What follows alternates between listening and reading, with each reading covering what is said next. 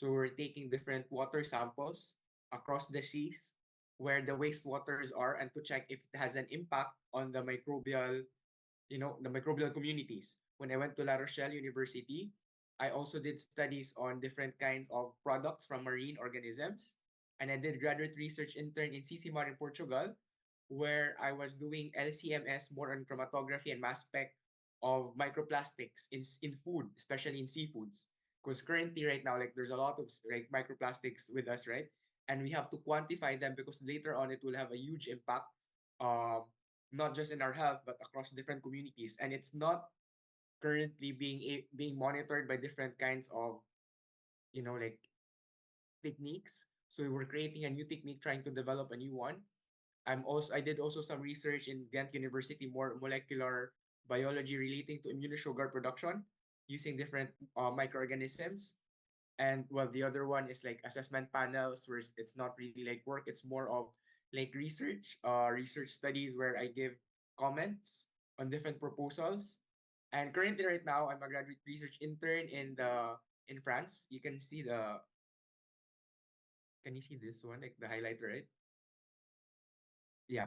So I'm doing studies on my sponges, marine sponges, which I will discuss in the last part, just a brief. So we're gonna ask, why are we talking about algae? I mean, does anyone want to answer? You know, I mean, I'll just discuss, okay? Like, you'll respond. So why are we talking about algae and why now? Because seaweed requires no feed, fertilizer, freshwater lands are allowed for it. So it can grow in different kinds of, it can grow in the sea, it can grow in inland as well. So there's a huge impact of having algae in our resources, and especially for Southeast Asia, we have a lot of algae, we have a lot of seas. So why algae again? Because it's the current agriculture consumes vast land, fresh water, and energy. So it creates a lot of greenhouse gases. Like there's not enough food for everyone.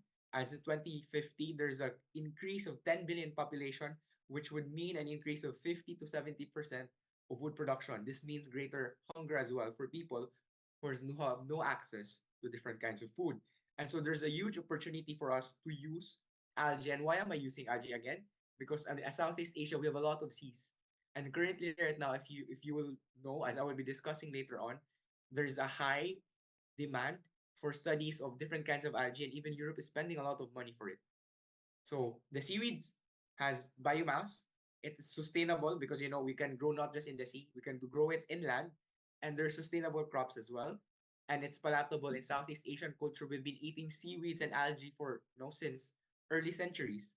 And it's a rapidly growing market, and it's like planting a forest that's helping not just food production, but it's also gonna help the environment in general. Guys, if you have question anytime, you can just raise your hand or turn on your voice. So next, what are algae? So algae, there's actually two kinds of algae: the macroalgae, which are the big one, the seaweeds, and the microalgae. Those are like Tetradesmus obliquus. As you can see in this image here, like these are macroalgae, big ones, the seaweeds, and these are microalgae. Those we can put in bioreactors. So there's a lot of vitamins, fatty acids, and minerals in them.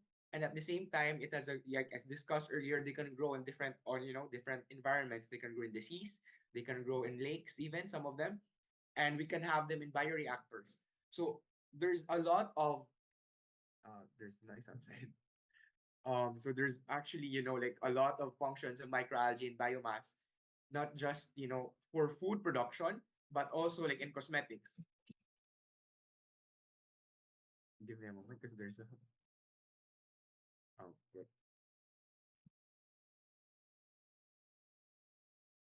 So we discussed this one of the papers, seaweed prospects for decarbonization and food security in Southeast Asia. And right now we're gonna discuss, okay, is it only relating to Southeast Asia? We would discuss that later on. So seaweeds, not only are they producers of food and marine life, marine organisms for fish and other organisms in the sea, and also for humans, but also they have a huge impact on getting carbon dioxide and helping lower global warming. So it's very important for us to have it. There's a noise outside because someone is cleaning our facility. I'm sorry for the noise. Okay. So in the paper here, like one of the great producers, main producers are Indonesia and in the Philippines. So I think, we have to, what they call this, we have to use the resources that we have because it's one of our niche, one of our strengths in our region. So Asia is the epicenter of global seaweed production. As you can see here, China is the top producer in the world. And it's not Southeast Asia, but it's in Asia. It produces 57%. Indonesia produces 28. South Korea 5. Philippines 4.6. So are we supposed to be happy with this? Actually not, because like there's a great competition going on right now. We shouldn't be satisfied about it. And I will discuss later on, like shortly, why we shouldn't be satisfied about it. Of course, it costs us, like, yes, we're the great producers of this product, which are good and food industries, right? But Europe doesn't want to be dependent on Asia anymore. So, and this is just one project, like roadmap for sustainability of European seafood industry. They want to be independent from Asia. They want to be independent from China and Southeast Asia. So they want to have their own food production. And like it's one of our strengths. It's one of the sources of economy in Southeast Asia. And if we do not develop it, we would lose the market because Europeans are trying to, like they're trying to develop it more. So there was one project which is 1.8 million euros calling for one project. This is only one project, okay? And they have a lot of projects. I'm not sure if this is the correct conversion into Indonesian rupee, the 1.8 million euros. If this is a mistake, just let me know. Like I tried to convert it using a conversion in Google. So they're using a lot of money investing in seafood. I mean seaweed, I mean. So we must also, like it's like we are kind of complacent. Okay, we're using seaweed, we're using algae. It's been like normal for us, but we're not developing the full potential of it. Like Western countries right now, they're trying to use a lot of seaweed, and like someday later on, we're gonna be shocked. Oops, they're more advanced to us when it comes to this.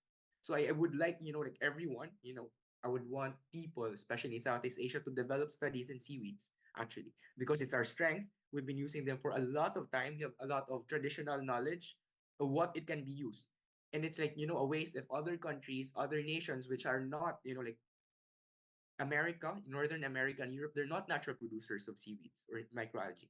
But they're trying to produce it because they know the potential that they see in Japan, in China, in Singapore, in Philippines, in Indonesia, and a lot of Southeast Asian countries. So these are the other projects, right? 1.8 million. They have 9 million project using algae. They have another 1.9 million. So there's a lot of projects that's using algae in food products. So we cannot be complacent. I'm like basically I want to tell you here the future prospects, right? Of algae and food industry. That's why I'm telling you to consider it. Because we have a lot of resources and a lot of them are not known in the world because we're just eating them, we're using them for different, production and processes. But if we really try to understand and go deeper, we would be able to, like go higher and deeper. Because the competition is really high, guys. Next is the market potential is in Europe. They're trying to see like what's the potential of what they call this production of seaweeds, of algae in the world. So I'm gonna focus more on the seaweed, okay, because it's something we can see. The microalgae like microorganisms. So here alone, human consumption 23.18%, animal feed, which is also related to food, but for animals is 31, cosmetics and pharmaceuticals like 23 and 22. So basically it's almost around one fourth for each. So human consumption in itself represents 2 billion euros and it's fastly growing. So right, remember how much it was earlier, the 1.2 million and this 2.2 billion euro segment. So we must not lose this kind of segment. We must develop our seaweed productions and our seaweed, food industries in Southeast Asia. So basically what I'm giving you right now is more of a perspective. So we would get more of an idea of which process or which research you want to go to. So one of Norway's projects started in 2009 rather, which is a seaweed solution. It using kelps basically for food and functional ingredients and for feed and nutraceuticals. So, like Recording in we have a progress. lot of seaweed. Oh, okay, it's being recorded. Okay. So there's a lot of seaweeds, right? So the seaweeds in Europe, again, as I'm telling you, is limited, but they're trying to use the different seaweeds they have to find the different kinds of application. But seaweeds and microalgae grow more in tropical countries, like Southeast Asia and in Brazil areas. There's a lot of seaweeds, more diverse in our regions, and there's a lot of them that we can try to find the functional foods for cosmetics and for pharmaceuticals. So now question, like what Asian projects related to algae production have you heard? Can anyone answer this? I mean, if you want to answer, you can, give a raise your hand or give a voice. Right? I mean, personally, like I've not really heard much. Probably I've heard one project is um growing algae, growing seaweed, but that's it. But what are we doing with the seaweed? We're growing them, but we're limited to eating them. We're limited to drying them and sending them for export. So like what are we really getting? Like we're just stuck on what we were doing before. And I think there's really a great call for Southeast Asia in general to do more research on seaweed. Because we have a lot of seaweed, I tell you, like there's a lot of diversity of seaweed. And a lot of them, like, are producing anti-cancer agents as well. And like I'm telling this in a general sense because like some of you are doing agriculture, right? Not just food industry. So most researchers in Europe, I'm telling like my point of view, like and how I meet people, they don't want to be stuck in one field.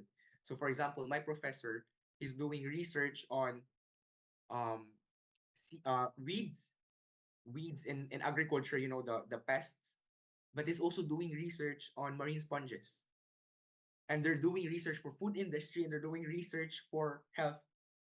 So as a researcher, he has two fields. He's doing health, he's doing food, he's doing as well, like marine organism, is also doing agriculture.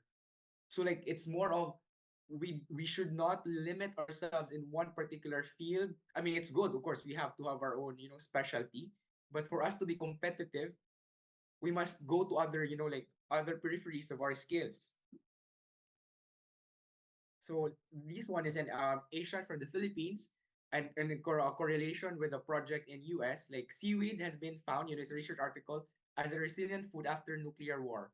I mean, of course, we hope that there's no nuclear war, right? But there's an imminent war, and when the war happens, what's gonna happen? Fuel increases, food production, is diminished. The food production, the shortage of supply chain, the long supply chains, and we have to, know the resource that we have in our countries. And for example, if we're dependent on export, what would happen to us, right? So, again, Southeast Asia, there's a lot of seas. We're covered with sea, so we have a lot of resources of seaweed. And seaweed is not limited to the sea as well, okay? Because we can put it inside, inland.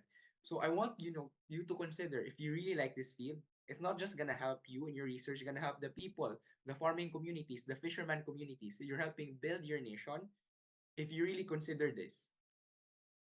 Like guys, if you have question, don't just raise your hand and ask. So like, in a one sense, I'm kind of very passionate about this because it's a resource that we have. It's a resource that Western nations doesn't have, but they're trying to get it. They're trying to develop it, and we have it, but we're not developing it. We're being complacent, and I don't want that one day. Well, I mean, because there's really competition, like I don't want one day that the West will have more, like more research, more use of the seaweed, which we really are. We are the, we are gifted with this in our natural resources. So we should use this. So carrageenan, now I'm gonna focus on carrageenan, which is a product of seaweed. So carrageenan is used in ice creams, it's used in salami, it's used in the different kinds of, like sausages, it's used in toothpaste, it's used in drinks, and even preventions of fat. There's a lot of uses for carrageenan. So you might be wondering, okay, so seaweed we can use in food industry. We have a lot of uses in different, aspects and ice cream. So basically the entire spectrum of the food industry uses carrageenan. So are we limited to that? We're not limited to that. We can use in waste treatment, biomedical field, and cosmetics. So, like if you're gonna dry some seaweed, don't just limit drying for food applications. I mean, again, I know that you're in food industry, but some are in agriculture. And if you really want to be competitive in the field, like try to grasp, try to grow to different fields as well. So you can do wastewater treatment, you can do skincare products, hair products, makeups, because some of them are using chemicals, right? And some chemicals are causing cancer, causing diseases. So going organic would not only be beneficial to our health, but again, it would be beneficial to the fishermen, to those who are growing these things, and to develop the economy for export. In biomedical field, so when I was in the Philippines, I was using Cariginan, and we were trying to combine it with osteoblast bone cells and muscle cells for tissue engineering for people who lost bones, those kind of things. But of course, it's still like, a baby project. But later on, if we do more research on it, probably we don't need any more of those metals as prosthetics. So there's also a huge movement to alternative proteins. So aside from using animals, they're using different resources. So K. alvarensis, Cafapicus alvarensis, is um one of the algae that are found in Southeast Asia. So assignment, guys, don't worry. It's like it depends on your professor, Ulil and Hasnia if they want. So this one's in the Philippines, and how the Cafapicus alvarensis is being, gathered. So from this region, it's gathered and it's sent for this for processing. It's sent here for grinding. It's sent in for what? For toothpaste. Here it's for food industry. Here's for milk, that kind of thing. So I want you to consider because when I saw this, I was very shocked personally. Like, oh, we have a lot of seaweed industry, and I'm not quite familiar about it. So the lack of knowledge, would hinder our mind. But if we find out that okay, probably in Surabaya or Yogyakarta, you have a lot of seaweed, then probably you can do this research. You won't be limited. Okay, the food industry, I'm only limited to canning. No, no. Open your eyes. The eyes is gonna be open the more knowledge that you have. So I'm considering you to make a map, not your whole country because it's really huge. Indonesia is very huge, but maybe in your region. So from which city are you gathering seaweeds? What kind of seaweeds are you gathering? And where do you send the seaweeds? Do you dry them? Do you immediately use them for food industry or for other fields? So I would suggest you do this for you to find out, the strength of your country. So understanding your own strengths would, make you more confident actually. So actually there's three strains in Southeast Asia. We have the green, the brown, and the red, but Cafapicus alvarensis, it's an algae. Next. So algal culture. So, you know, the culture of algae, not just seaweed, but also microalgae, started actually in Japan 1,500 years ago. So it's another Asian country. And again, as I told you earlier, they're using 1.2 billion euros, 9 million euros for research on algae. And we should try to develop that technique which started in Asia. And in Asia, like if you go to the food industries in US and in Europe, they're very strict on functional foods. Okay, they have to test this, they have to test that. But in Asia, we have already tried them.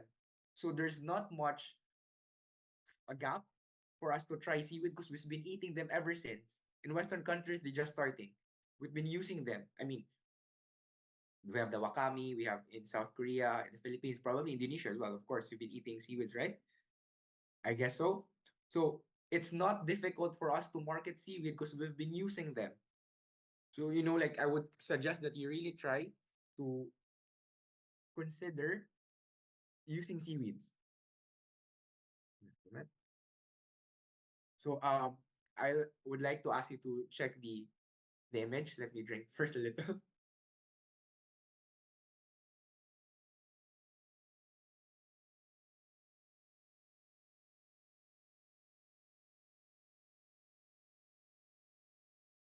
So if you're gonna do your thesis, and this is just a suggestion, guys, okay?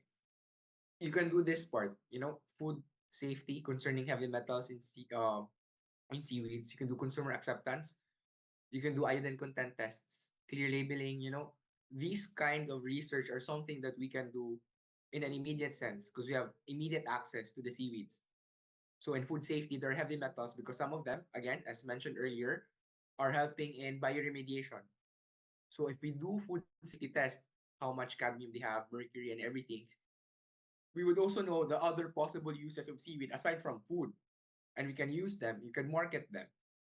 There's a rise in the genuine, uses of algae in different kinds of industries, the monitoring, the iodine levels, because one of the limitations of seaweed for the nuclear wars, the nuclear food is the content of iodine, because too much iodine is not good for us as well. So you could, do research. Okay, this seaweed has a lot of iodine, this seaweed has less iodine, and you can do shelf life studies. Like if you put the seaweed in drying method, let's say for 3 months, for 9 months, will the iodine content decrease? Will it increase? That kind of thing. It's one of the knowledges that we would need when it comes to using this.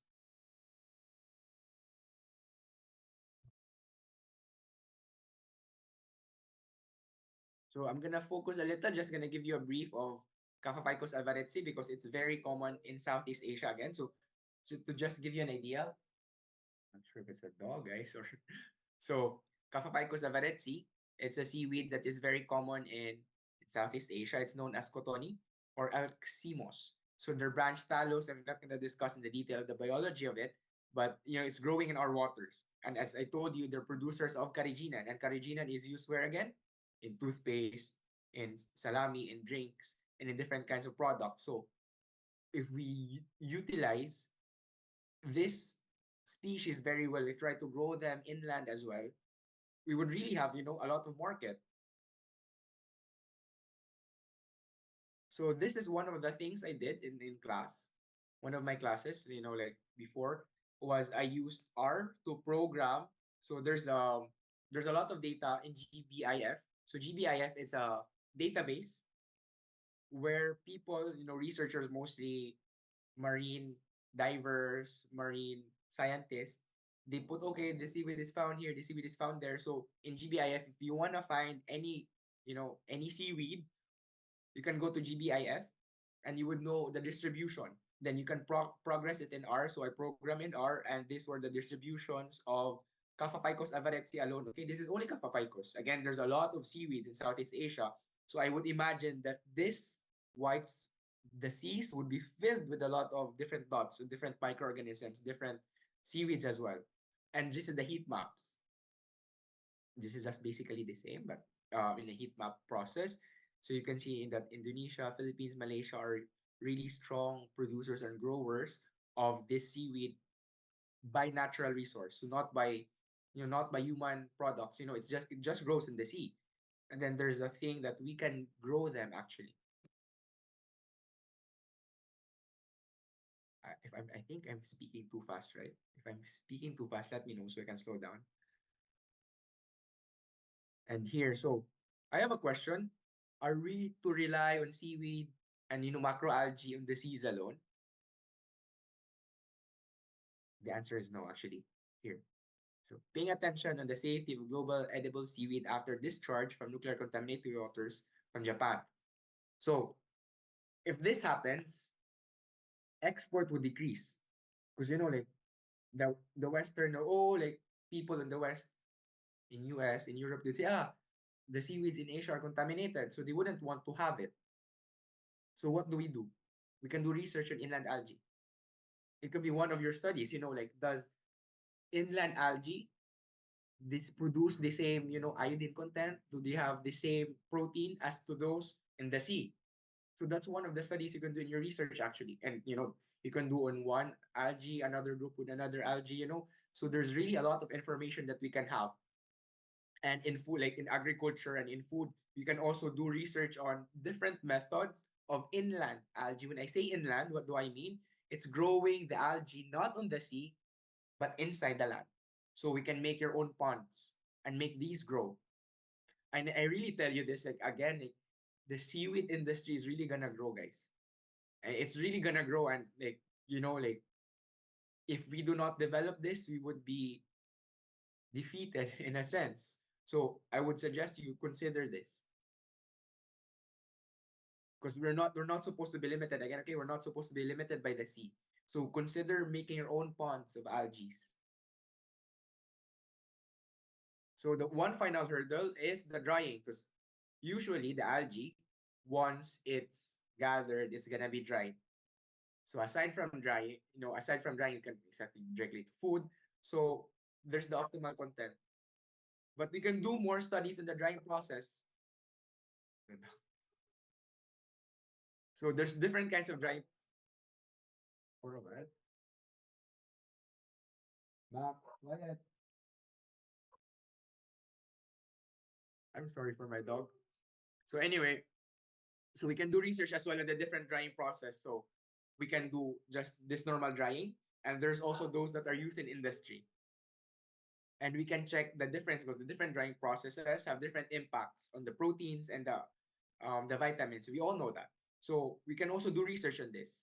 How long should we dry? What temperature can we do the machines? It's one research that we can focus on. And then, so I want you to guys, let's not limit ourselves actually in food. So I'm gonna go again to Cafapicus alvaretsi. So Cafapicus alvaretsi, we wash it, we dry it, and we extract. Because what do we do in Southeast Asia for Cafapicus alvaretsi? Does anyone know? We're just actually using it for Carrageenan. And what's Carrageenan again? Carrageenan for the toothpaste and everything. But there's a lot of things inside K. alvaretsi. So again, we're stuck on the traditional way we dry and we ground them and we have the Carrageenan and we send them for export. It's such a way for me, like it's really such a waste for us because we're the producers and we can get pigments, we can get phenolic compounds, protein concentrate, antioxidants, anti-cancer molecules that we can put in our food industries so that we would have healthier people. And once we do this extraction of pigments, phenolic compounds, and the different components inside them, then we can produce the carrageenan. But usually, we skip this. We skip this high value extracts and just go directly to carrageenan and use them in our industry and export them.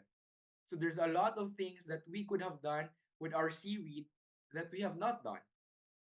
So I would suggest, let's say, in one of your research, you would extract pigments and apply to food, apply to different juices, or you can extract phenolic compounds for antioxidants and even protein concentrate because there's a lack of protein as well in our diets, and not just in Asia but in the world.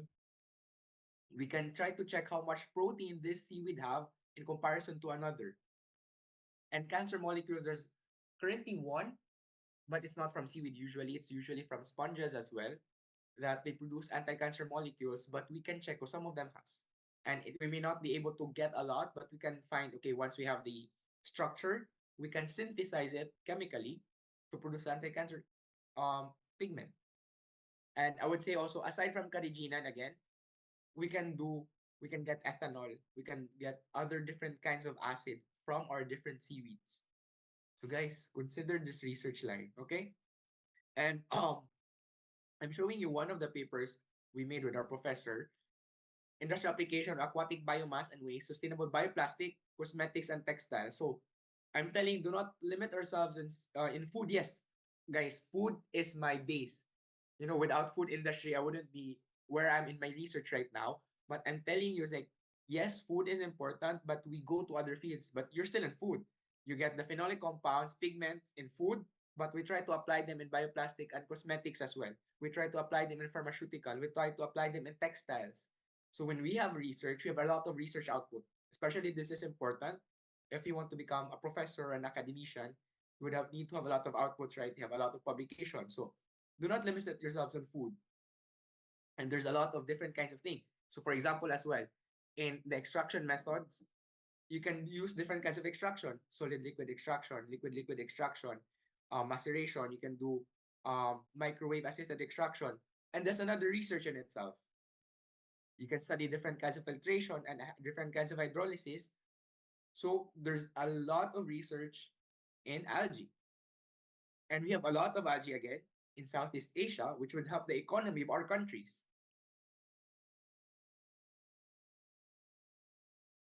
And where am I in my research?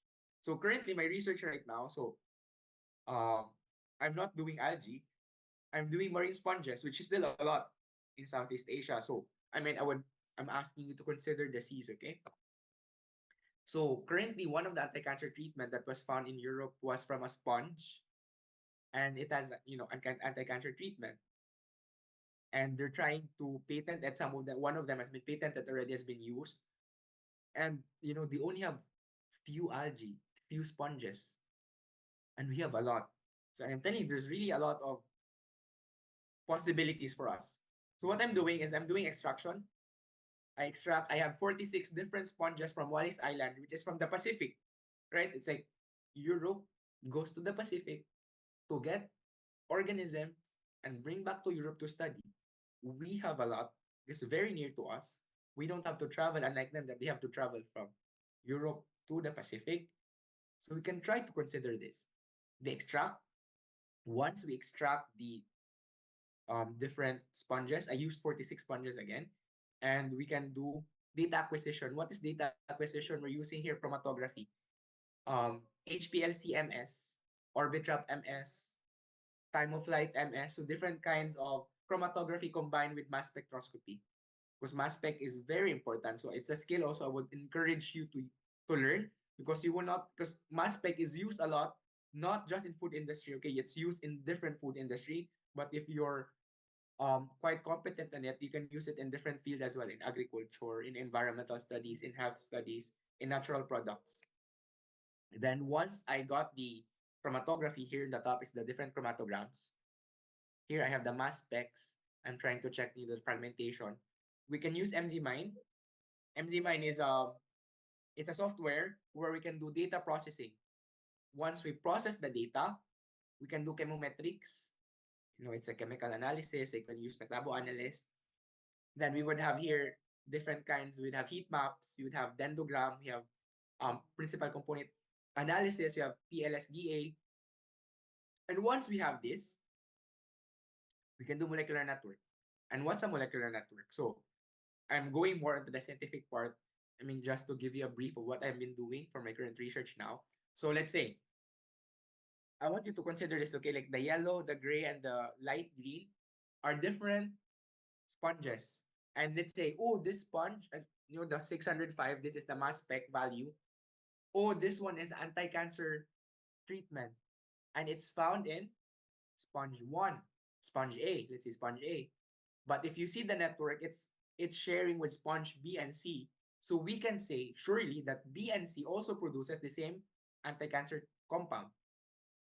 So like this kind of research is good. So we can apply this to seaweed. We can get as much as 100, or also if you want 50 seaweed, you can do extraction, data acquisition, and process the chemometrics, and you will find, oh, this seaweed produces a lot of iodine, or this produces a lot of vitamin C, or different kinds of glucans. It may produce astaxanthin. Then in the network, oh, it's sharing with four different species. So all these four species produce this important compounds that you want. So it's easier. So we don't have to test individually. Like, okay, we just have to validate. Okay, this seaweed A, B, and C and D are producing this astaxanthin. As astaxanthin, guys, is very expensive. It's from seaweed as well. So we can do annotation, purification, and then we can do structural elucidation for further research. Uh, I'm closing it in 40 minutes, the presentation. If you have any questions, please feel free to ask. And here's my LinkedIn if you want to connect. Thank you. Thank you very much, Michael. And thank you also for the Bu Afi and students. Are you in this Zoom, student, or are you sleeping? Yeah, okay. First, I would like to appreciate for the insightful presentation from Michael, and you share about your research and the popularity of algae, especially for food technology research related. And now, maybe we will move to the discussion session. Students, it's a great opportunity for you to ask anything, maybe about algae or anything product in Europe, in France, and everything. Please feel free to ask.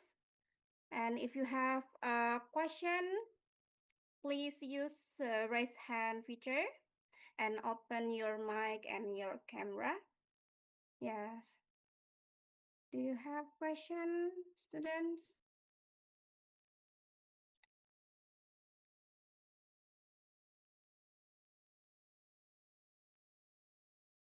Okay.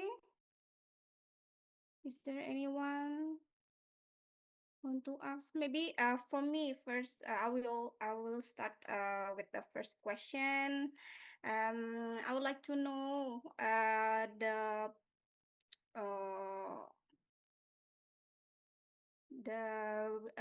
current research trend in Europe nowadays. Maybe in France, would you like you to share? Mm. Okay, so basically, like all of them in Europe, like especially in the southern, the northern parts, they're trying to get as much information about the different kinds of seaweed. So they're Oh, doing the production because they're not mm-hmm. natural producers, right? So they're doing the production, and once they do, they test what kind of compounds they can find. Oh, I Like, see. for example, some of them would check the pigments, but usually, Mm-hmm. for example, when I was in La Rochelle, one of the professors there was looking for the astaxanthin. Mm-hmm. Astaxanthin is a red pigment and it's very expensive, guys, because it has good health benefits.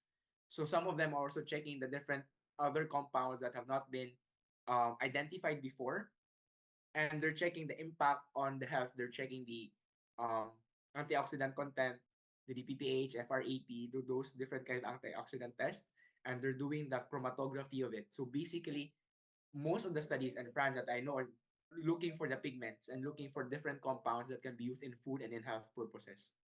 Okay, it's like metabolomic, right? Yes, Yeah, metabolomics. Yeah, they exactly. try to find the compounds that maybe they have functionality related to the health and Yes. maybe for when we consume we can get the benefit maybe Yeah, like yeah, that. exactly. Yeah, and they try to like analyze what is the specific compounds that contribute to the function, right? Yeah. Yeah. And what's your current research now, Astia? Uh, it's a fermented fermented Fermented food. products. Yeah. Yeah, like the research you did with in Chula in Thailand. Yeah. I continue the research. You could Okay, from consider student. fermented seaweed. Okay, from student. Anyone?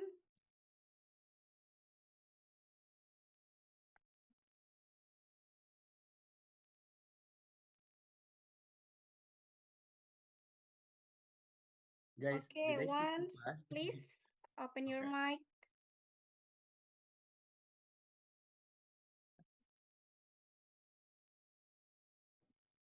Okay, thank you so much for the opportunity. I have a question regarding the Karganan functionality. How does variation in Karganan molecular structure, such as kappa, iota, and lambda, influence its performance in complex food metrics, especially in reformulated products such as low fat or plant based foods? Thank you so much. All right. Yeah, so it's good that you asked a question that I I have done. So I will talk the implications in the biomedical field because I have not used the carrageenan in food industry. So there's the iota kappa and the iota kappa and there's another one. There's three of them. Um, in the biomedical field, using the different kinds of carrageenan, to incorporate different cells for tissue engineering, the kappa is actually the stronger one because the structure or the chemical structure of it allows for greater strength and complexity, so it's more sturdy. But when you go to the iota and the lambda, it's weaker already. So from lambda, it becomes so weak that in food industry probably it's gonna be used for gels. But if you want to have something that's more sturdy, more related to probably something that you can hold, I would suggest the kappa. But for the iota and the lambda, it would be more of the gels. Did that answer your question? Yep, thank you so much. Right. Is it clear, Miss Rina? Yeah, it's clear, miss. Okay, thank you for the question. Next question, maybe you can ask anything. Guys, you can also ask me if like Yeah, you know, maybe possible. another food technology, or maybe from agribusiness student.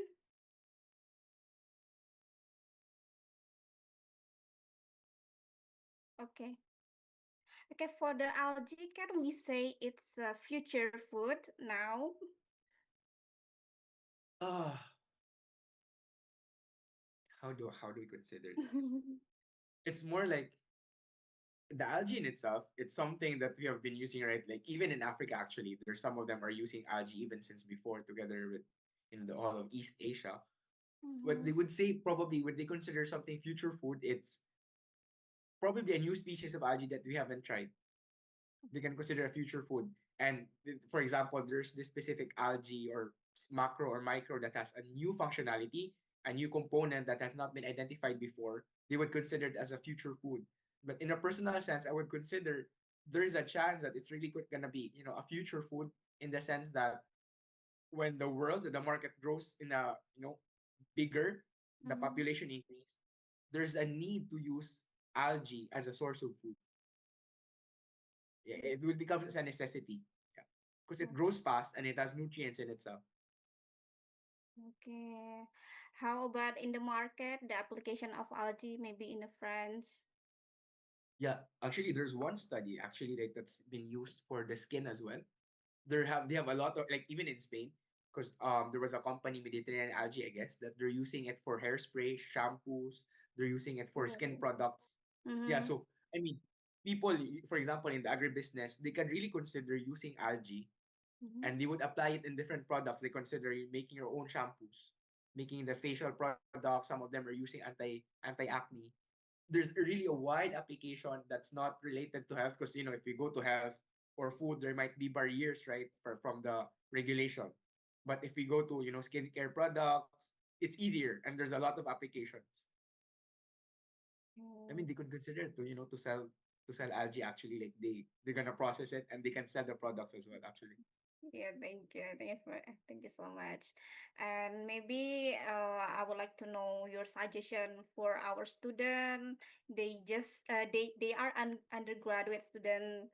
I think it's really hard if they try to analyze the compounds. And maybe you have any suggestion to the next research that maybe like the application in the Yeah. food.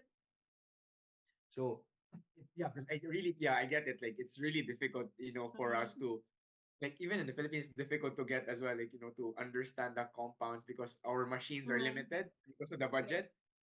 So one thing probably is the first is to check the different kinds of algae that's been used already. Like that's not in the market, that's been used in the coastal communities. So it's Okay. one thing, it's like is to have a survey of all the algae that's been used in the coastal cities in Indonesia, and if it's been eaten, it's an indigenous knowledge. If it's considered indigenous knowledge and it's been eaten, let's say more than 50 years, and people are not getting sick, so we are sure that this algae is good. So then we can use those specific algae that were not known in the market but has been used in coastal communities, and we can develop them. So yeah, so like let's just say okay, there's seaweed V or W. It's a really seaweed that's been eaten in some coastal communities but not famous. Then we can check the antioxidant content. We Mm-hmm. can do the DPPH, FRAP, those like easier studies. We can do fermentation of them. Okay. And yeah, because if we can extend, how long does it extend? What's the bacterial content? We can do studies in the drying. Like when we dry Mm-hmm. it, let's say for how many days should we dry it? And let's say we dry it in, let's say 5 hours, 12 hours under constant sun, and we do shelf life studies. How long will it survive if we only do 5 hours of drying? If we do the drying inside, let's say the machines that we have in the industry, okay, will the drying extend? And I'm not sure like can you test vitamin content?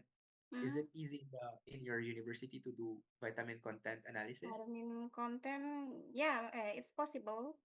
Yeah, so we can test vitamin contents as well of the different algae, because I would suggest really is to find which algae are very common, has been eaten in different coastal communities in Indonesia that's Mm-hmm. not common in the market and focus on them. Because because we only have to establish that it is an indigenous knowledge, it's been used for more than at least 50 years or even 30 years, and there's no one getting sick, then we are sure that this product is a food. It's a functional food. And then we can focus to do more research on it.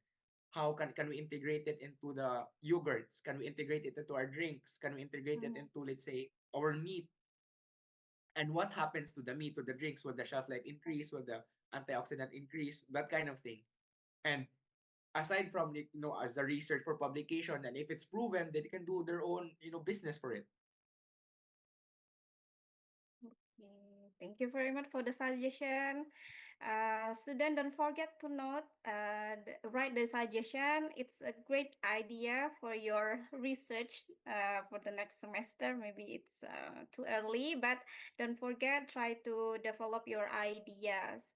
Maybe we can develop the food that we can formulate it with algae and then try to, uh, uh, analyze the antioxidant and etc. Okay. Next, do you have question from student? I Any have a question? question, Mike. Yeah, Miss Yes. Ulil, Uh, Afida. yeah. I'm wondering because, like Indonesia is very popular because Yeah. of coastal pollution, right? Yeah. Yeah. And yeah, coastal pollution is very high in Indonesia.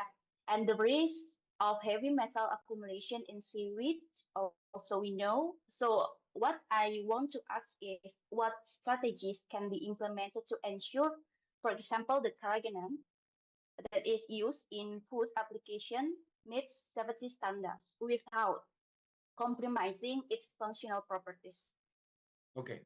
So I think Mhm. the first thing is we do the um proximate analysis. So we analyze the, let's say, in this region, like we can, how do I say this? Like we do a cross-site study. We go to the different sites and we get the algae from there, and we do the functional, no, not functional analysis. We do the proximate analysis. How much chemicals are there? Are there cadmium? Are there, once we establish that there's none, one thing we can do is really to publish it. Okay, that we went to different sites. These sites are clean sites. These sites are dirty sites, but both of them have the same, levels that the chemicals like the cadmium, the mercury are very low, so it's safe. First is to establish. Another one, I mean, that we don't have to establish, because, but we can publish. So once it's published, people would see, okay, it's safe.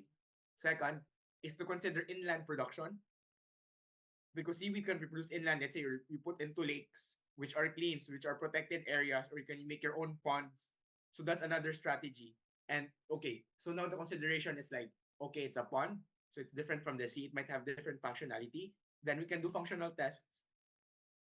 I mean, it might be difficult in a sense that we have to find, if we're gonna extract and find the structure of the compound, we need to collaborate with bigger research, facilities. Okay, we send the compound, we can use the mass spec, then we can compare the mass spec of both, and if it's the same, then it's the same.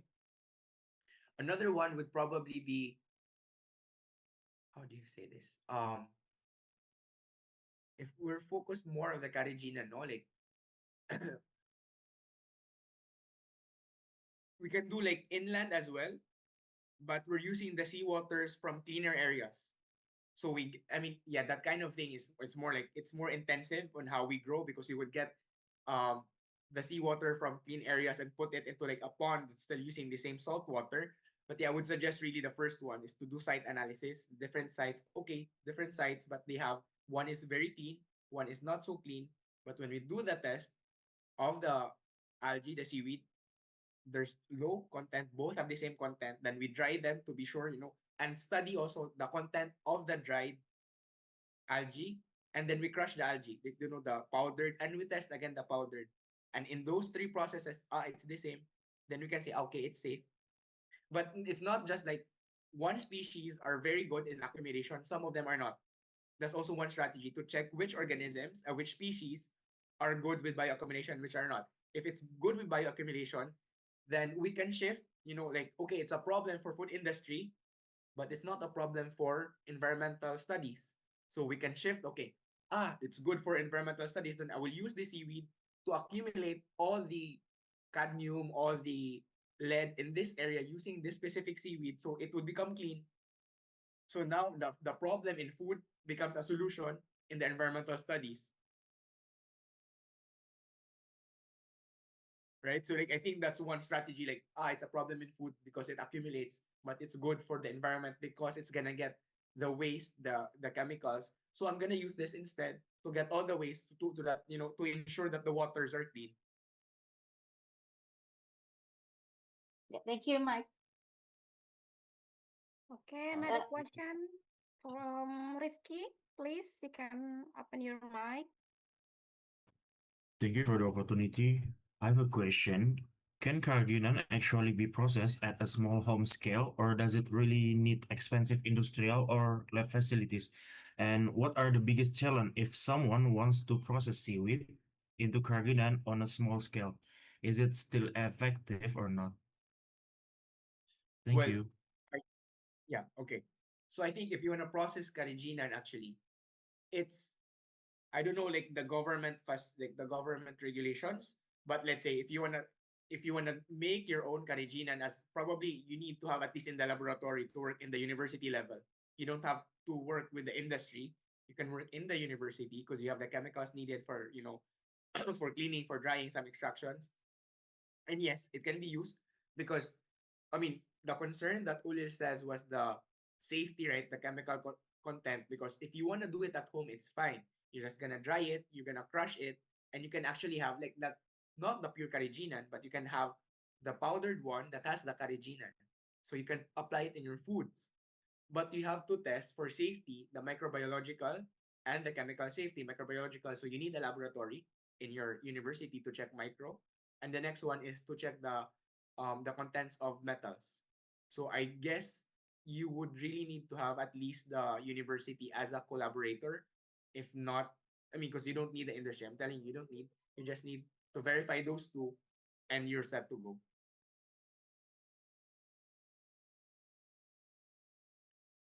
There Is was it another question. clear?